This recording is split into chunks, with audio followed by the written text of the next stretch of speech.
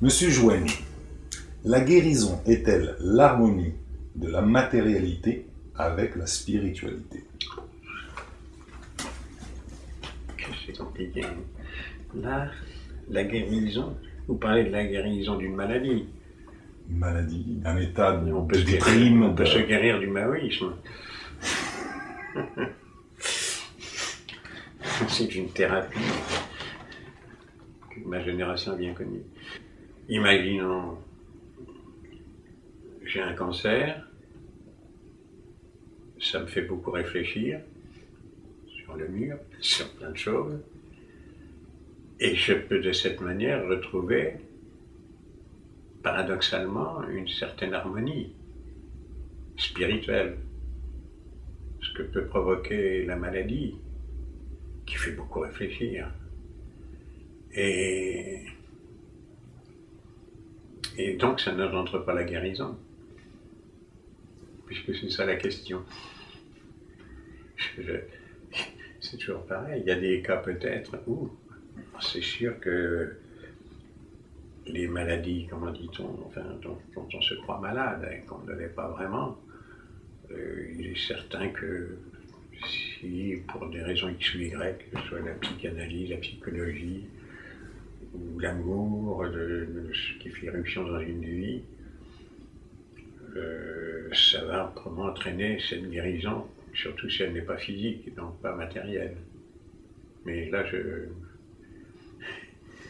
j'improvise, hein, c'est pas...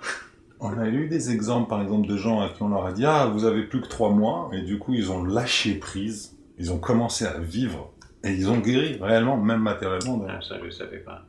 C'est arrivé, ça, de plusieurs fois. Je n'ai pas connu d'exemple.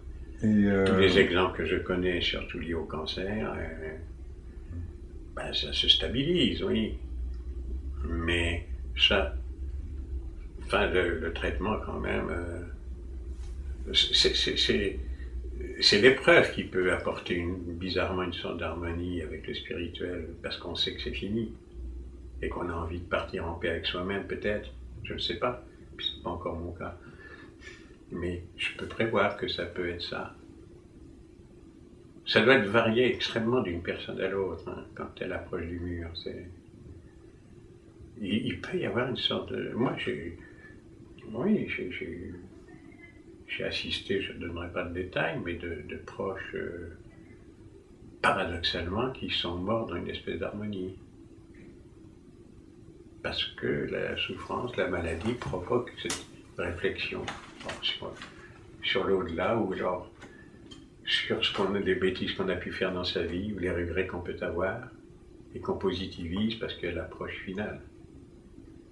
Donc la question, je donne l'impression de contourner la réponse, mais c'est toujours la question qui est dans la question qui me pose problème. La question, elle a toujours deux questionnements. Où est la règle, où est l'exception?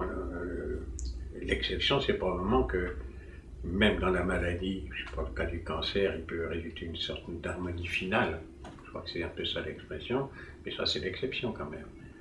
Sinon, alors, il faudrait être content d'avoir un cancer. C'est pas le cas. En tout cas, c'est pas mon cas. Par exemple, si un jour les religions trouvent une harmonie avec leur matérialité, au lieu d'essayer tout le temps de l'utiliser comme domination, pourrions-nous guérir nos sociétés?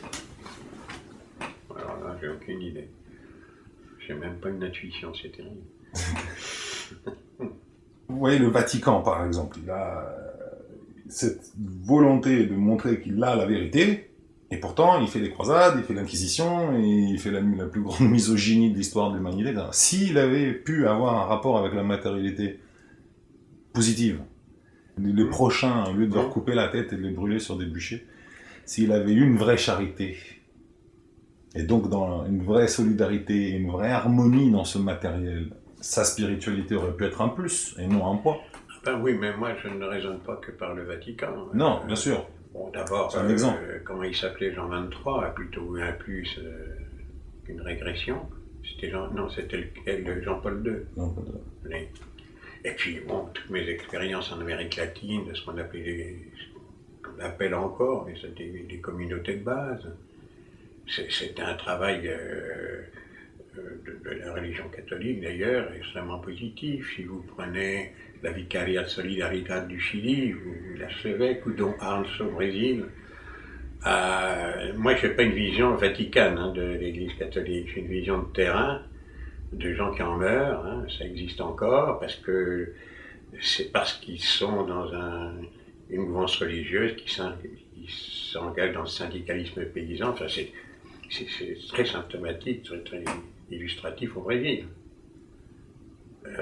Bon, il y a eu la joque française, le pape, c'est vraiment pas mon truc. Non, bien sûr. Et enfin, sauf Jean-Paul II. C'est quand même une grande période. Ça crée tellement d'espoir qui sont devenus des désillusions. Parce que même moi qui avais un raisonnement laïque, mais bien qu'ayant une culture devenue laïque, bien devenue, toute évolution de ce type, Jean-Paul II ne peut que bénéficier parce qu'atténuer les critiques que je peux porter, donc il peut en résulter un bien. Donc je ne suis pas sectaire de ce point de vue. Je souhaiterais qu'il y ait beaucoup de pas comme ça qui se succèdent. Même si je suis laïque, je vois les immenses espoirs que ça crée en Amérique latine, c'est fou, c'est fou. Et tous les évêques ont été un par un écartés, avec le rôle terrible de l'Opus Dei. Enfin, il en suffit quelques-uns, courageux. Je m'éloigne de la question. Là. Vous dites en Amérique du Sud, les évêques ont été éloignés par l'Opus Dei particulièrement? Non, c'est-à-dire que les attaques contre les évêques progressistes, je pense à Dom Arns, l'archevêque de San Paolo, ont été ont fait l'objet de campagnes. Celui qui a été assassiné au Salvador.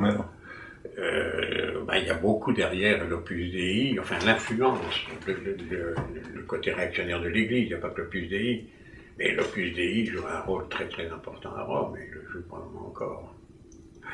Et moi, ils ont essayé de m'embaucher à une époque. Mais ils ont... à la fac. Ils ont essayé de contenir ce progressisme sud-américain, eux. Ah, c'est pas seulement sud-américain, c'est contre les évolutions dues à Jean-Paul II. Donc ils étaient contre Jean-Paul II. L'Opus Dei? Ah ben oui, complètement. C'est pas si... c'est eux qui soutiennent l'Église traditionnaliste. Et par exemple, moi j'ai rencontré des résistants argentins qui ont été torturés. Ils m'ont dit que dans leur salle de torture, il y avait des jésuites qui venaient féliciter les tortionnaires en leur disant « Vous faites l'œuvre de Dieu ». Oui, je vois très bien quel est le courant. Oui, c'était dû en partie au mons apostolique que j'ai rencontré d'ailleurs à l'époque, en Argentine. Oui, vous avez de bons aumôniers militaires et de mauvais. Et pour revenir à notre question, la guérison est-elle l'harmonie de la matérialité avec la spiritualité? On peut penser par exemple des médecines parallèles, l'Ayurveda aux Chinois, qui disent que justement tout est une question d'énergie interne afin que le corps lui-même sache s'auto-guérir. C'est probablement vrai, puisque moi je l'ai expérimenté. Mais en faire une règle générale et supérieure à la médecine traditionnelle, je ne sais pas. Oui, je l'ai expérimenté quand j'ai fait ma mission au Tibet. Quand je présidais la commission d'enquête sur la détention arbitraire, on a visité à Lhasa la prison et on a à un moment été à une très haute altitude. Et à l'ONU, on a quelqu'un qui vous accompagne avec des bouteilles au-delà de 3500 mètres, 3000 mètres. J'ai eu 2 cas comme ça, Puño au Pérou aussi, qui est à 3200 mètres. Mais là, pendant 2 jours, dans l'hôtel, on nous a administré des substances chinoises, des espèces de sirop, de tisane. Il faut boire 2 litres d'eau par jour. Parce qu'on avait au lit à l'hôtel, on a les branchements pour avoir de l'oxygène pour le début. Et je dois dire que je n'ai pas eu de problème d'adaptation à l'altitude. Alors est-ce que c'était la médecine douce? Je ne sais pas. Ce que je trouve Enfin, il y a même un courant de pensée que c'est probablement... On ne peut pas exclure par principe que les médecines de ce genre sont des escroqueries. Non. Vous savez qu'il n'y a qu'en France où on pense ça, parce qu'en Australie, les médecines douces sont intégrées dans les hôpitaux et sont remboursées par la Sécu.